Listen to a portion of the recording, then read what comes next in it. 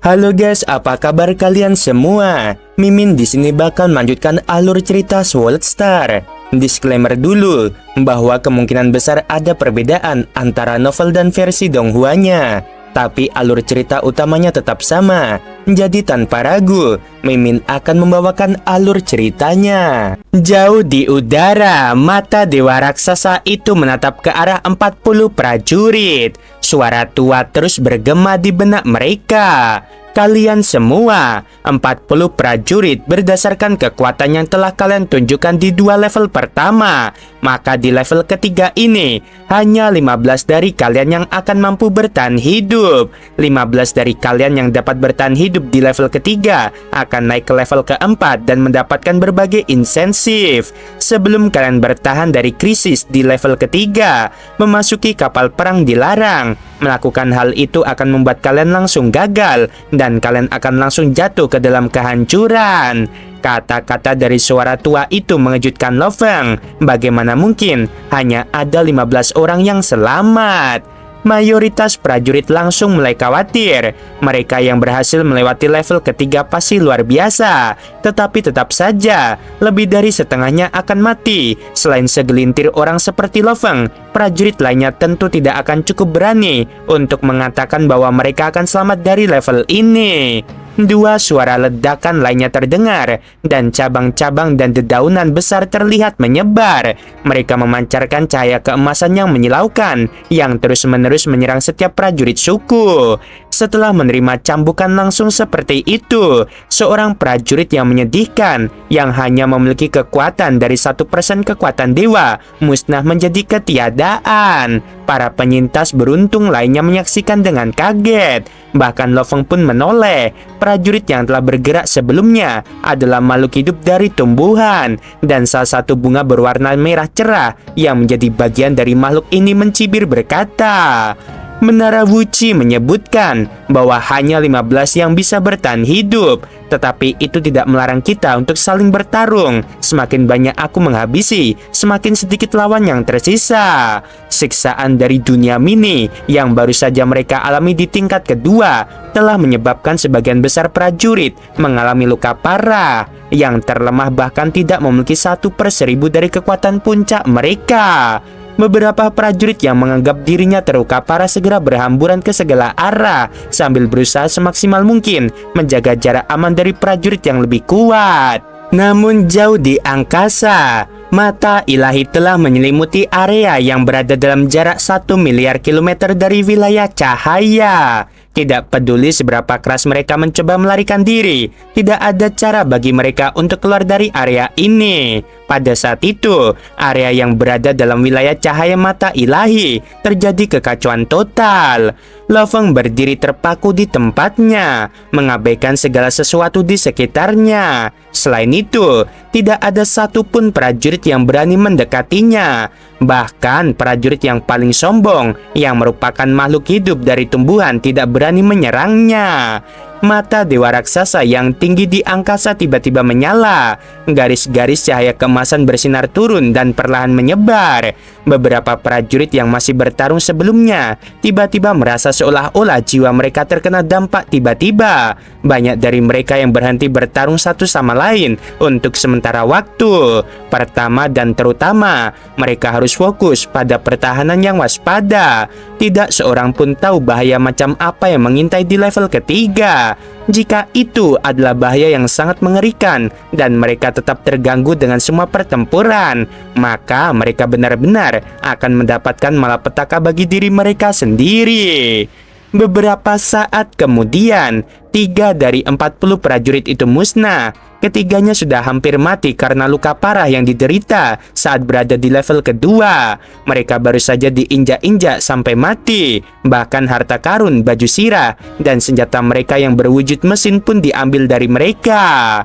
Untungnya, Bima Sakti ini tidak bergerak. Shusong memandang Lo Feng dari jauh, lalu mendongak kepalanya untuk melihat ke atas langit tempat mata ilahi berada. Banyak prajurit di daratan menatap ke arah mata ilahi. Mata ilahi telah melepaskan cahaya keemasan tak berujung yang menyelimuti segala sesuatu di bawahnya. Dampak kuat dari tekadnya dapat mereka tanggung. Tingkat ketiga ini, bahaya macam apa yang terkandung di dalamnya? Apakah hanya satu mata ilahi ini? Tingkat kedua awalnya hanya berupa diagram ukiran rahasia, tetapi setelah itu, batu raksasa muncul dan semuanya. Siapa tahu, mungkin ada semacam bahaya aneh yang mungkin muncul di tingkat ketiga ini. Para prajurit semuanya ketakutan, bahkan ada yang langsung terbang ke udara, tidak berani mendekat ke tanah karena takut ada sesuatu yang tiba-tiba muncul dari padang rumput.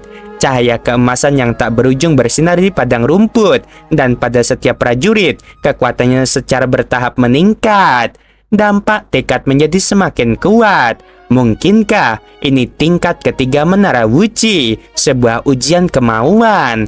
Satu demi satu, para prajurit melawan. Tidak ada yang mau menyerah begitu saja. Mereka semua sadar bahwa level ketiga ini adalah level terakhir yang mengandung ancaman kematian. Dimulai dari level keempat, hanya akan ada berbagai insentif dan hadiah yang bisa didapatkan. Siapa yang tidak mau mengambil risiko itu?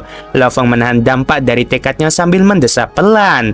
Tidak heran, para prajurit yang terluka parah tidak bisa mendapatkan perawatan. Ini adalah ujian tekad. Kehilangan tubuh dewa akan berdampak besar pada kekuatan tempur, tetapi hanya akan mempengaruhi pada tekad dalam jumlah yang sangat kecil. Dampak dari tekad perlahan meningkat. Lo Feng menoleh dan menatap Shusong yang telah berubah wujud menjadi burung. Dampak dari tekad ini sama sekali tidak berpengaruh padaku. Aku harus memanfaatkan momen ini saat dampak dari tekad masih lemah dan menyingkirkannya terlebih dahulu.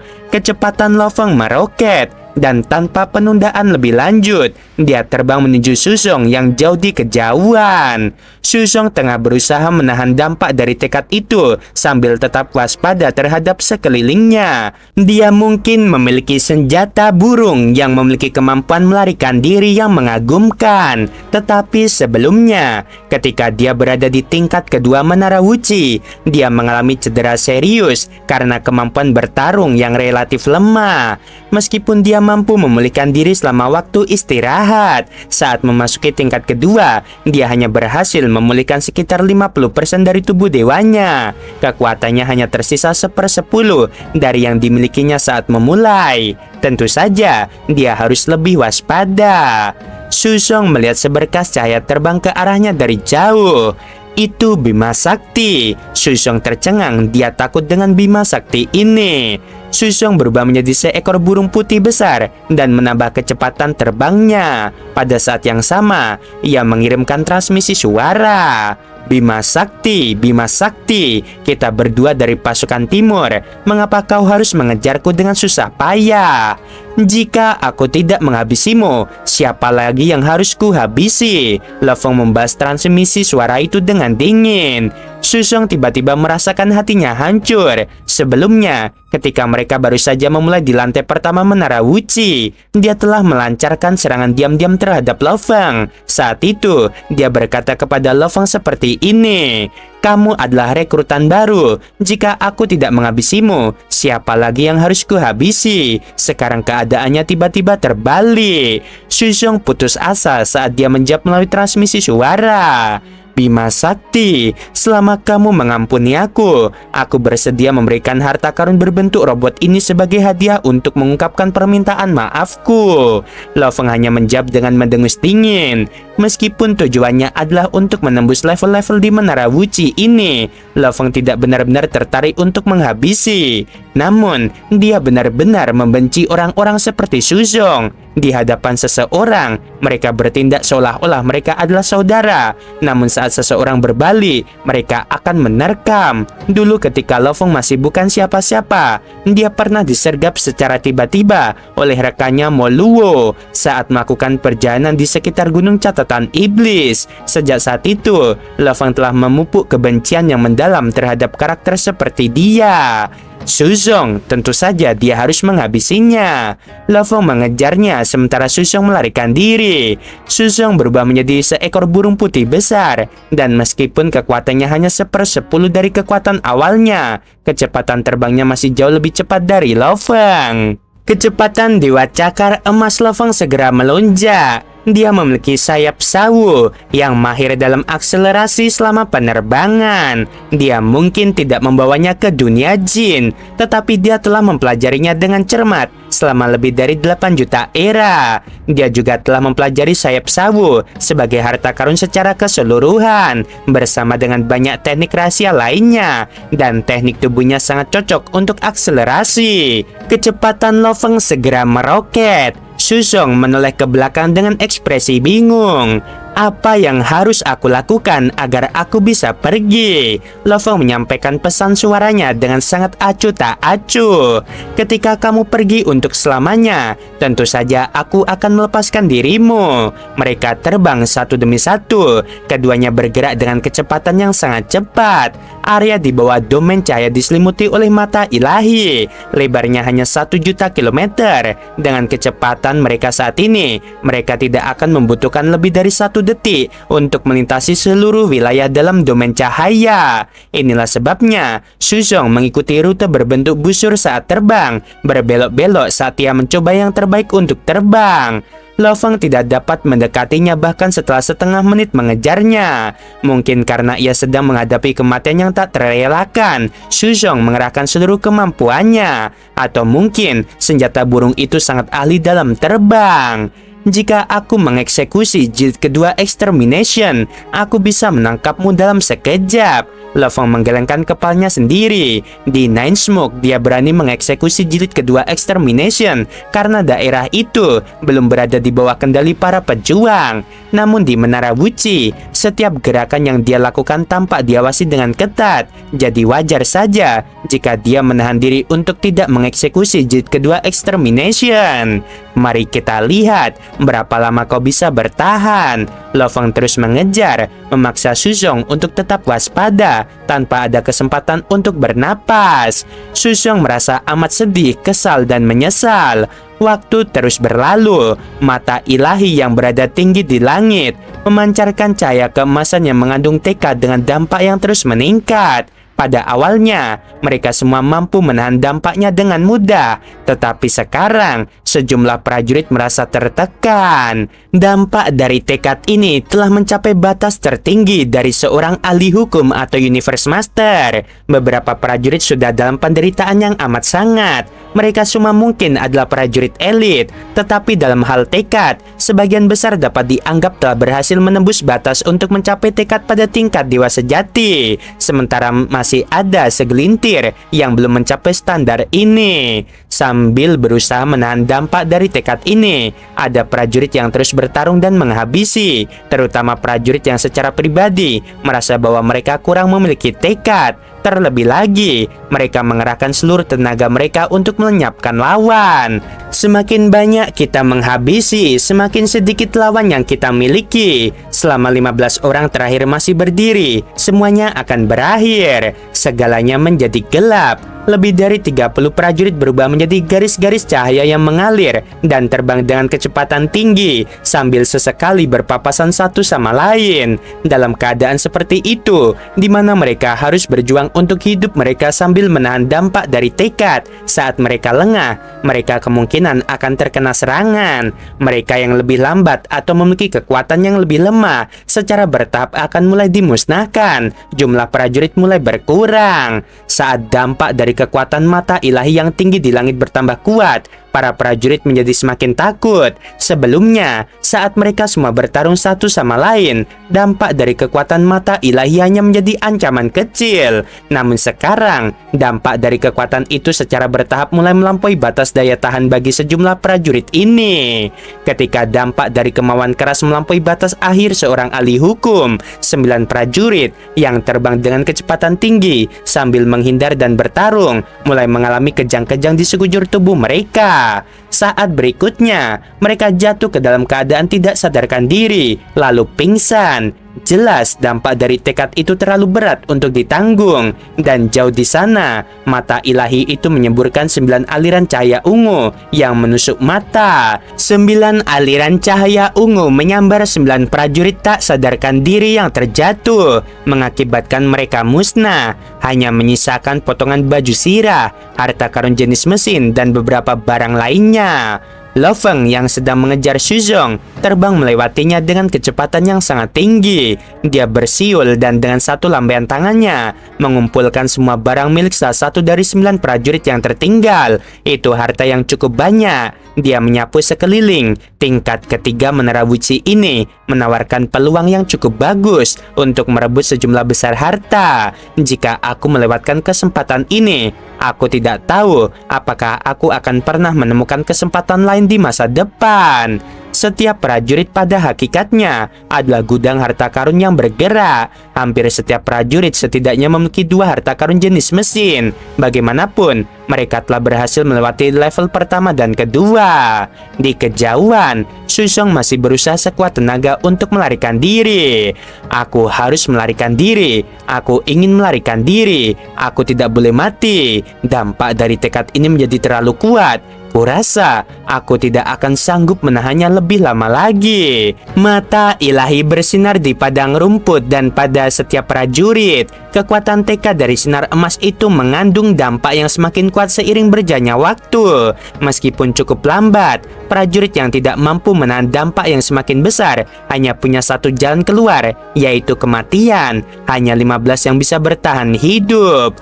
Langit tidak lagi seperti langit. Di atas dataran perang yang luas tanpa ujung, mata raksasa mengambang tinggi, memancarkan cahaya keemasan yang berkilauan, namun membawa kehancuran dalam bentuk guncangan mental yang terus meningkat.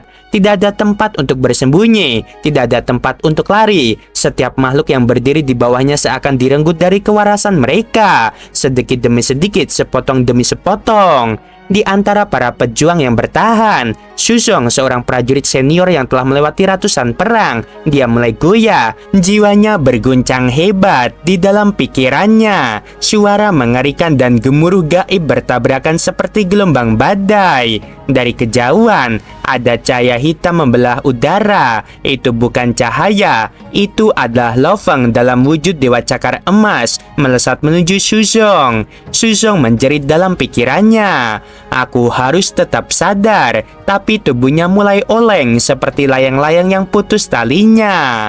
Bima Sakti, tolong aku salah. Aku seharusnya tidak menyerangmu, selamatkan hidupku. Namun semuanya telah terlambat. Cakar emas milik Lo Feng menebas udara dengan kecepatan yang tak terjangkau oleh mata biasa.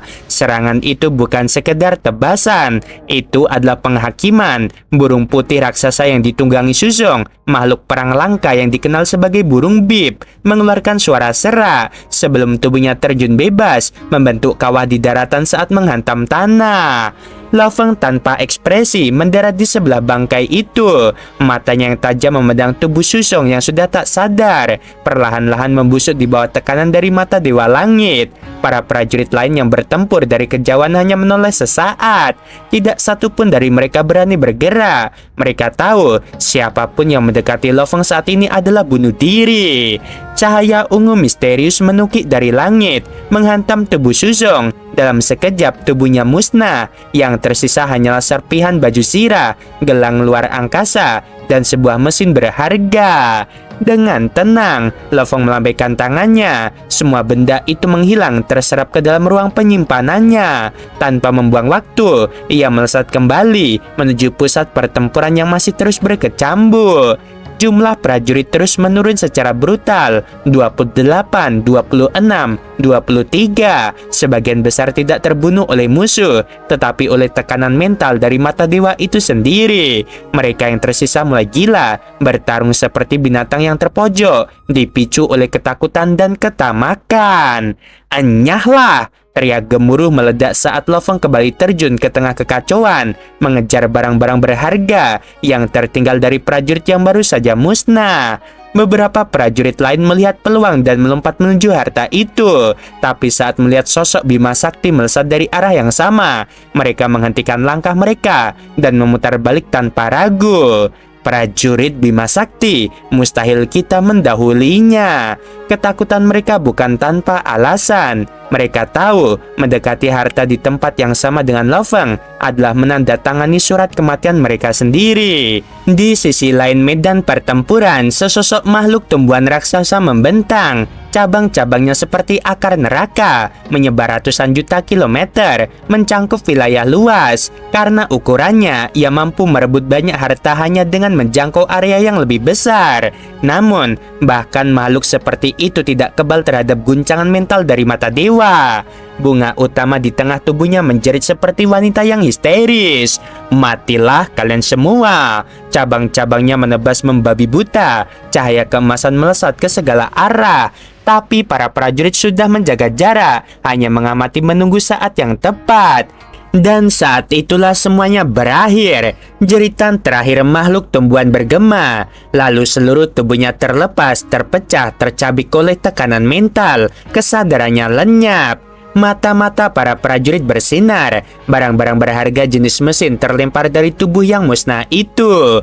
Sosok lain datang bagikan kilat. Prajurit binatang aneh dengan 2 pasang sayap dan tanduk. Dia lebih cepat dari semuanya. Mereka milikku, serunya sambil menyambar semua barang di dataran. Beberapa saat kemudian, suara amarah meledak di belakangnya.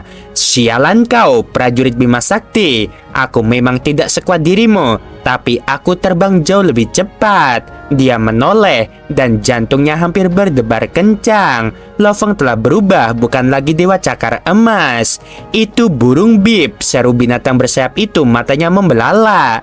Dalam waktu sekejap, Lo Feng menyusulnya. Kecepatan, akurasi, kekuatan, semua melebihi ekspektasi. Dalam keadaan terdesak, ia tak sempat kabur. Serangan cahaya air dan api dari sayap burung bib menebas, menjatuhkannya ke tanah dalam ledakan dahsyat. Tubuh Lo Feng kembali menjadi dewa cakar emas. Dia tidak memberi waktu untuk napas bagi musuhnya. Dalam 30 detik, makhluk bersayap itu dikoyak tanpa ampun. Serangan terus datang seperti ombak gelap tanpa akhir. Akhirnya tubuhnya hancur. Lo Feng mengambil semua barang berharga.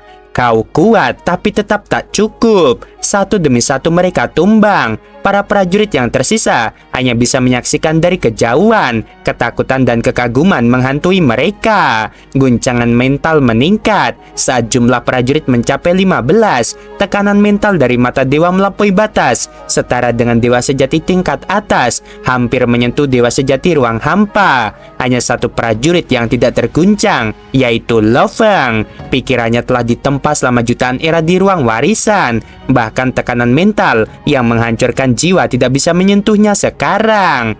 Mata dewa yang mengambang perlahan lenyap. 15 pilar cahaya turun dari langit, menyelimuti ke-15 prajurit terakhir, membawa mereka pergi dari tingkat ketiga menara Wuci.